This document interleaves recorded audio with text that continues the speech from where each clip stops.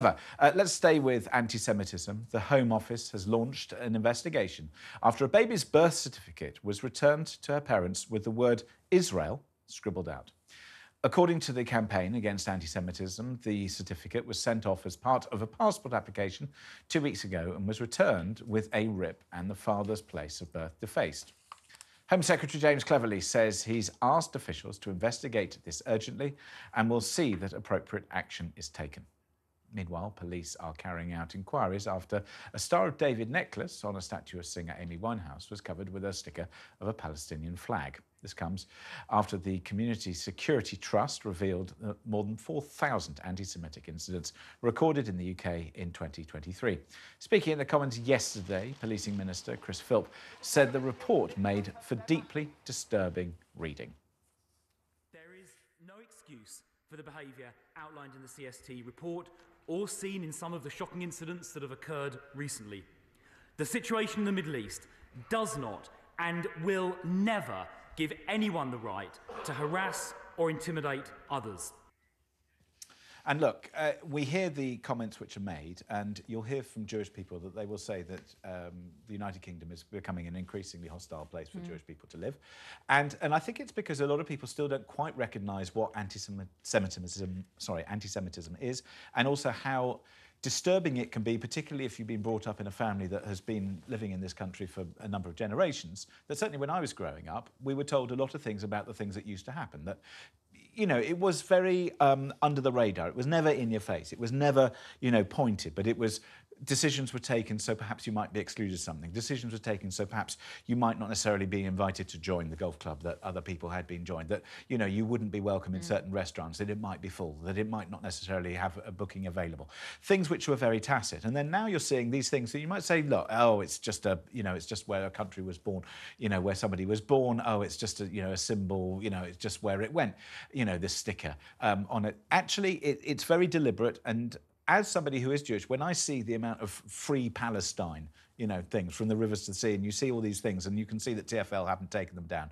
You see the incidents which have taken place. You hear what people in your community have either seen or faced, or you see it online and you see it on the social media things. It is extremely threatening.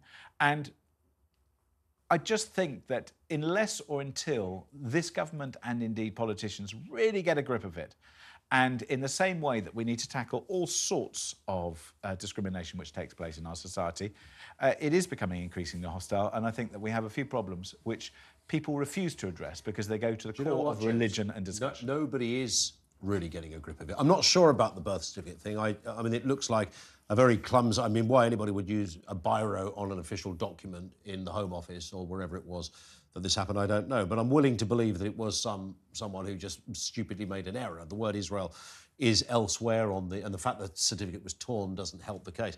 The Amy Winehouse sticker I'm more disturbed about. That's up there with the guy that was essentially chanted out of a theatre the other day. I mean, who would have thought?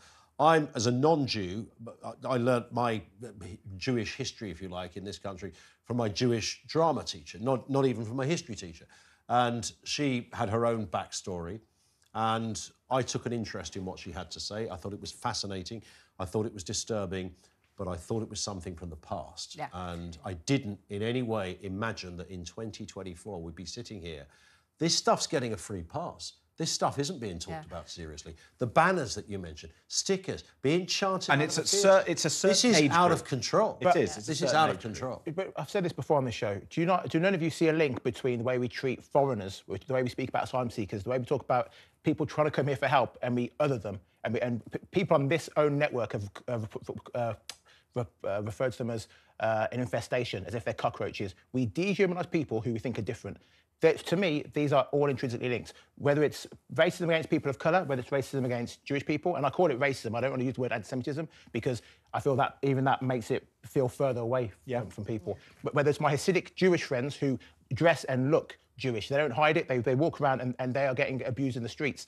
It's something that this country has been fostering, and we're okay to do it against one group, and now it's spreading to everyone.